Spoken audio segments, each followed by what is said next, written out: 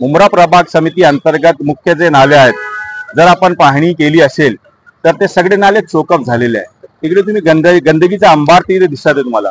आता आम्ही एएमसीशी भेटलो काल आणि त्यांना असं आव्हान दिलंय, जर 6 दिवसात हे सगळे नाले पूर्णपणाने साफसफाई झाले नाही, हे नाले साफसफाई ना झाल्याबाबत पूर्ण शहरमध्ये डायरियाचे मलेरियाचे काही बहुतेक जे आहेत, तुम्ही आता जर कुठल्याही ते डिस्पेन्सरीला गेले किंवा कुठल्याही हॉस्पिटलला गेले, तुम्हाला भरपूर लोक मिळतील ज्यांना मलेरिया झाला असेल, डायरिया झाला असेल किंवा ताप जास्त येत आहे, कॅन्सरची बिमारी झाली असेल किंवा टीबी जैसी म्हणजे इतकी ते डेंजरस बिमारी आहे, तो पण पसरतो आता.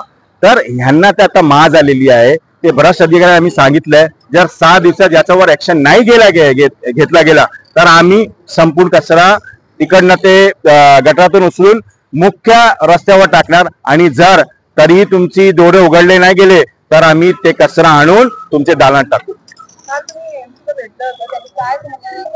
त्या आश्वासनला आम्हाला आश्वासन पाहिजेत नाही. आम्ही ऍक्शनवर ना भरोसा करतात. माझ्यासोबत आता निलेश पाटील आहे, मुंब्रा ब्लॉक अध्यक्ष आहे, तो कौसा ब्लॉक अध्यक्ष यासीन मोमीन आहे, कलवा मुंब्राचे युथ अध्यक्ष वसीम हजरत आहे. रेती बंदरला पण तोच परिस्थिती आहे. जर आपण दत्तूवाडी आले किंवा स्टेशनचे परिस्थिती जवळचा शैलेश नगर आले, बॉम्बे कॉलनी झाली, तिकडे आले तशीच परिस्थिती आहे.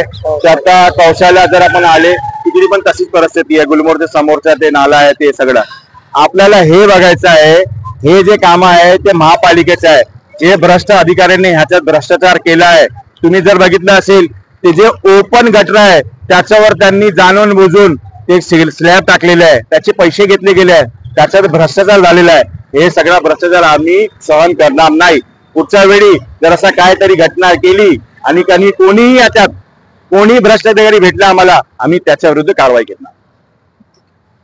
मध्ये जे टेंडर निघतात पावसाच्या आधी, तर त्या टेंडर मध्ये पण साफसफाई ही पूर्ण होत नाही. ते फक्त नावाला असते. आता पण बघायला गेले तर रेती बंदर झाला, दत्तूवाडी झाले, शैलेश नगर झाला, तिथं नाले आहेत तसेच आहेत, अजून त्यांच्या कुठल्याही प्रकारची सफाई झाली नाही.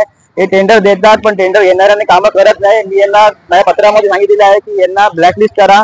चांगलेवाले कोण असेल कॉन्ट्रॅक्टर त्यांना घ्या की जे तुम्ही स्वतः उभे राहून कामं करून घ्या, जेणेकरून जी नाली सफाई चांगल्या प्रकारे झाली पाहिजे, रोगराई पसरली नाही पाहिजे. हे नाले सफाई टेंडर हे आमच्याच टॅक्स पैशाने जे आहेत आपले, ते महापालिकेमध्ये नाही पण आपले राहणारे लोक आहेत, सामान्य व्यक्ती तो एक टॅक्स देतोय. हे आपल्याला वर्षाला टॅक्स येतोय महापालिकेचा, त्यामध्ये घनकचऱ्याचा पण एक टॅक्स दिला जातो आपण. मग त्या अनुषंगाने आपल्याला प्रत्येकाला याचा मोबत फायदा मिळालाच पाहिजे. सफाई चांगल्या प्रकारे झालीच पाहिजे. आणि जे लोक याच्यामध्ये भ्रष्टाचार करत असतील, मग कॉन्ट्रॅक्टर का नाही असो, त्याच्यावर कडक कारवाई झाली पाहिजे.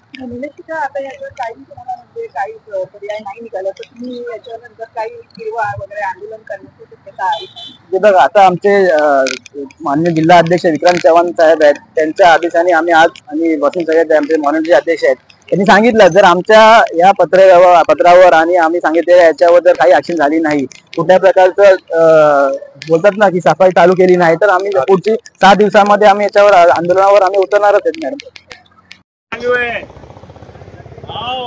शामिल हो जाओ, इधर आओ.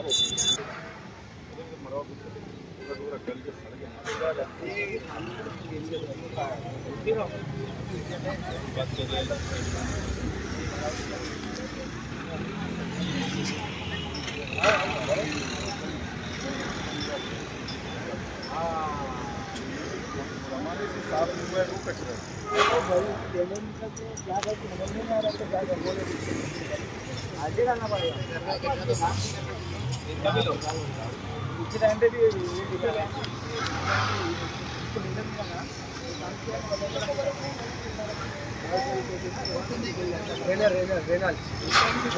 वाला